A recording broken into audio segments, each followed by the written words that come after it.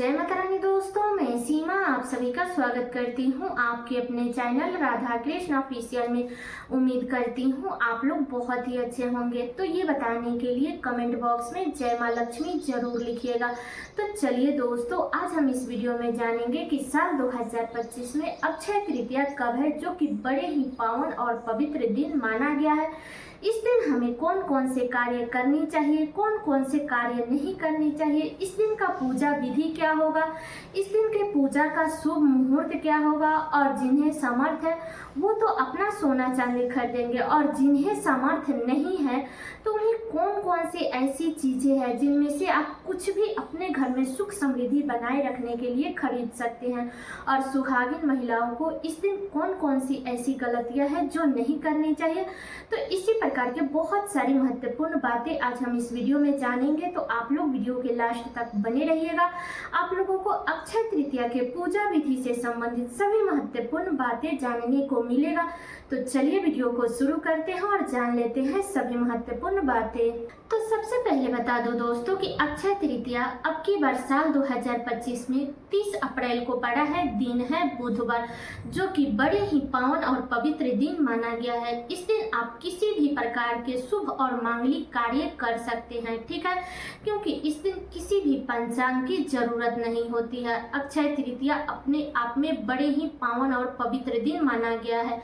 तो इस दिन हमें माता लक्ष्मी विष्णु भगवान की विधि विधान से पूजा करनी चाहिए। जैसे हम धनतेरस में करते हैं वैसे ही हमें करनी चाहिए, और जिस प्रकार से हम धनतेरस में खरीदारी करते समय हम ध्यान रखते हैं कि क्या क्या हमें खरीदना है और क्या क्या नहीं खरीदना है, ठीक उसी प्रकार से हमें अक्षय तृतीया में भी हमें उसी प्रकार से खरीदारी करनी है। हमें टिकाऊ सामान खरीदनी चाहिए, जैसे आप सोना चांदी ये सब खरीद सकते हैं, या मान लीजिए कि जिनके पास में उतना सामर्थ्य है तो वो लोग तो सोना चांदी खरीदेंगे, लेकिन जिनके पास में उतना सामर्थ्य नहीं है तो वो लोग हल्दी, जौ, शंख या आप रोली, इन सभी चीज़ों में से कुछ भी आप अपने घर में सुख समृद्धि बनाए रखने के लिए आप लोग खरीद सकते हैं, ठीक है। तो जो भी जिस लायक भगवान आपको बनाए हैं उसी लायक आप लोग शॉपिंग वगैरह कर लीजिएगा, ठीक है। तो अक्षय तृतीया के दिन का यही नियम विधि है कि हमें इस दिन सुबह में जल्दी उठना चाहिए, उठ करके अपने घर के अच्छे से साफ सफाई करनी चाहिए, गंगा जल का छिड़काव करनी चाहिए, पोछा लगानी चाहिए। इसके बाद में हमें विधि विधान से माता लक्ष्मी और विष्णु भगवान की पूजा करनी चाहिए। तो बता दूं दोस्तों कि अक्षय तृतीया के दिन बहुत सारे लोग हैं जो सुबह में पूजा करते हैं और बहुत सारे लोग हैं जो शाम में पूजा करते हैं। तो आप अपना देख लीजिएगा। तो इस दिन आप चाहे तो अलग चौकी स्थापित करके भी विष्णु भगवान माता लक्ष्मी को स्थापित करके पूजा कर सकते हैं, या आप अपने पूजा मंदिर में भी पूजा कर सकते हैं। तो आप अपना देख लीजिएगा, ठीक है। तो आप एक चौकी स्थापित कर लीजिएगा, उस पे लाल रंग का वस्त्र बिछा दीजिएगा, उस पे फूल का आसन दे करके माता लक्ष्मी और विष्णु भगवान को स्थापित कीजिएगा। फोटो है तो उसको अच्छे से साफ कपड़े से पोंछ दीजिएगा भिंगा करके। अगर मूर्ति है तो उसे पंचामृत से स्नान कराइएगा। वहाँ पे गणेश भगवान को भी स्थापित कीजिएगा, क्योंकि सबसे पहले पूजा हम गणेश भगवान की करते हैं। तो अगर आपके पास में मूर्ति है तो उन्हें स्थापित कीजिए, नहीं है तो आप लोग सुपारी का भी गणेश भगवान बना सकते हैं, ठीक है। इसके बाद में हमें विष्णु भगवान माता लक्ष्मी को वस्त्र अर्पित करनी चाहिए। तो आप चाहे तो चुंदरी भी अर्पित कर सकती हैं, या आप चाहे तो कलावा भी वस्त्र के रूप में अर्पित कर सकती है। विष्णु भगवान को जनेऊ जरूर अर्पित कीजिएगा, और प्रथम पूजा आप लोग गणेश भगवान की कीजिएगा। गणेश भगवान को आप लोग जनेऊ अर्पित कीजिए, फल फ्रूट जो भी आता है मौसमी फल वो सारे चीज अर्पित कीजिएगा। और गणेश भगवान के पूजा में आप लोग लड्डू जरूर गणेश भगवान को भोग में लगाइएगा, और गणेश भगवान के भोग में आप लोग तुलसी पत्र मत डालिएगा, इस बात का ध्यान रखिएगा, ठीक है।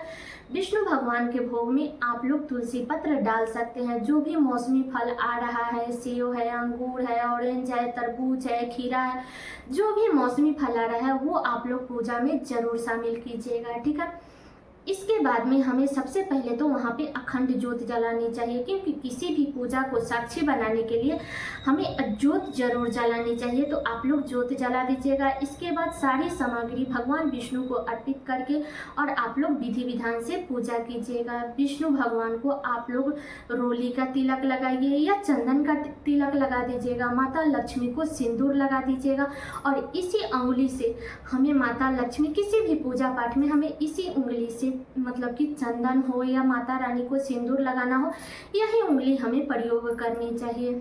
ठीक है, बता दो कि इस व्रत में घड़े का दान किया जाता है। तो आप लोग एक घड़ा छोटा हो बड़ा हो आप लोग ले लीजिएगा और नीचे चावल का आसन दे करके इसके बाद में उस पर घड़ा स्थापित कीजिएगा और घड़े में आप लोग जल भर दीजिएगा। उस घड़े में आप लोग पान, सुपारी, हल्दी, चाना का इस व्रत में बहुत अधिक महत्व होता है। तो चाना, फूल यही सब उस घड़े में डाला जाता है। तो आप लोग डाल दीजिएगा। इसके बाद में उसको ढक्कन से ढक दीजिएगा। ढक्कन के ऊपर आप चाहे तो फल फ्रूट भी रख सकती हैं या गुड़ भी रख सकती हैं। ठीक है, और उस घड़े को हमें दान कर देना चाहिए। उस घड़े को अपने घर में नहीं रखना चाहिए, इस बात का ध्यान रखिएगा। ठीक है, इसके बाद में सारी सामग्री आप लोग विष्णु भगवान को चढ़ा करके धूप दीप ये सब जला करके और कुछ ना कुछ दक्षिणा आप लोग जरूर चढ़ा दीजिएगा, ताकि पूजा में कोई भी कमी हुई है तो उसकी पूर्ति के लिए हमें दक्षिणा जरूर चढ़ानी चाहिए। तो आप लोग चढ़ा दीजिएगा। ठीक है, इसके बाद में हमें आरती करनी है। तो आरती हमें सबसे पहले गणेश भगवान की करनी है, इसके बाद विष्णु भगवान की करनी है, तब माता लक्ष्मी की करनी है, क्योंकि बिना आरती का हमारा पूजा संपन्न नहीं होता है। तो इसलिए आप लोग आरती जरूर कर लीजिएगा। ठीक है, तो इसी नियम विधि के साथ में आप लोग इस दिन पूजा पाठ जरूर कीजिएगा। बता दूं कि जो भी सामग्री आप खरीद करके लाई हैं, चाहे सोना चांदी, हल्दी का पैकेट, जौ, शंख मतलब कि रोली, जो भी खरीद करके लाई हैं उसका भी उस दिन पूजा जरूर करनी चाहिए। तो आप लोग पूजा स्थान पर जरूर रखिएगा। विष्णु भगवान को अक्षय तृतीया के दिन आप लोग खीर का भोग जरूर लगाइएगा, क्योंकि माता लक्ष्मी को सफ़ेद चीज़ बहुत अधिक प्रिय है। इसलिए इस दिन हमें अपने घर में खीर बना करके और भगवान विष्णु को, माता लक्ष्मी को भोग जरूर लगानी चाहिए। तो आप लोग लगा दीजिएगा। जो भी सीजनल फल आ रहा है वो तो हम भोग में लगाएंगे ही, लेकिन साथ में खीर का भी भोग जरूर लगाएंगे। ठीक है, और बता दो कि इस दिन सुहागिन महिलाएं ध्यान रखेगी कि वो अपने लिए कुछ भी खरीद सकती है।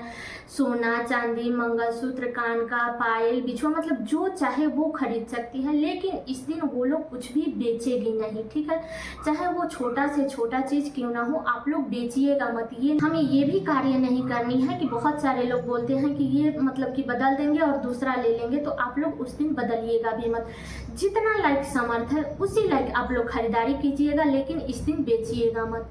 इस दिन किसी को भी कर्ज देने से बचना चाहिए और किसी से कर्ज भी नहीं लेनी चाहिए, इस बात का ध्यान रखिएगा। ठीक है, और इस दिन किसी भी प्रकार का हमें पाप नहीं करने चाहिए। बता दो कि अक्षय तृतीया के दिन हम अच्छे कार्य करते हैं उसमें भी अक्षय फल की प्राप्ति होती है, और हम बुरे कार्य करते हैं उसमें भी अक्षय फल की प्राप्ति होती है।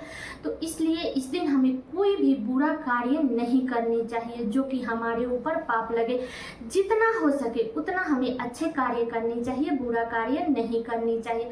इस दिन हमें मतलब कि जितना हो सके दान, उपदान, पूजा पाठ, जो भी धार्मिक ग्रंथ हैं वही सब कार्य करनी चाहिए, पढ़नी चाहिए।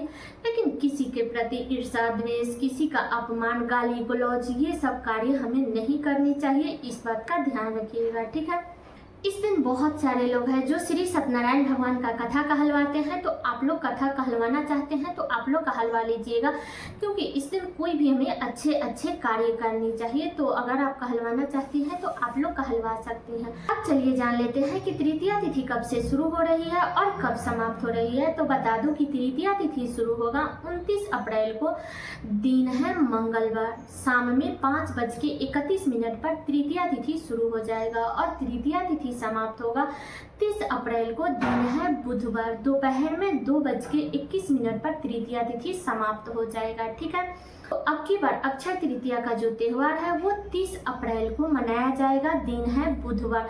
तो आप लोग 30 अप्रैल को मतलब कि ऐसे तो सारे दिन ही खरीदारी किया जाता है, लेकिन कोशिश कीजिएगा कि आप लोग 2:30 बजे से पहले पहले खरीद लीजिएगा। ऐसे आप लोग पूरा दिन भी खरीद सकते हैं। ठीक है, इस दिन पूजा का जो शुभ मुहूर्त रहेगा वो 30 अप्रैल को सुबह में 5:42 से लेकर के और दोपहर में 12:18 तक रहेगा। तो इस बीच में आप लोग पूजा पाठ ये सारे कार्य कर लीजिएगा, ठीक है।